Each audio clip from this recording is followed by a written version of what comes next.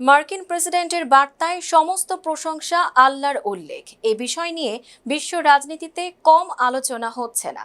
ইরানকে একের পর এক কড়া ভাষায় আক্রমণ, দেশটির সামরিক সক্ষমতা নিয়ে তীব্র কটাক্ষ করে দেয়া এক পোস্টের শেষের দিকে ট্রাম্প লিখলেন, সমস্ত প্রশংসা আল্লাহর।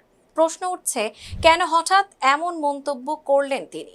বুধবার ট্রুথ সোশ্যালে দেওয়া সেই পোস্টে হরমুজ প্রণালীর ওপর যুক্তরাষ্ট্রের পূর্ণ নিয়ন্ত্রণ রয়েছে বলে দাবি করেন ট্রাম্প। একই সঙ্গে ইরানের নৌবাহিনী ও বিমান বাহিনী নেই, দেশটির সামরিক বাহিনী দুর্বল এবং অর্থনীতি ধ্বংসপ্রাপ্ত বলেও মন্তব্য করেন তিনি। এমনকি ইরানের নেতৃত্ব নিয়েও কটাক্ষ করেন ট্রাম্প। তবে এসব মন্তব্যের পর পোস্টের একেবারে শেষে কেন সমস্ত প্রশংসা আল্লাহর লিখলেন, তার কোনো ব্যাখ্যা দেননি মার্কিন প্রেসিডেন্ট।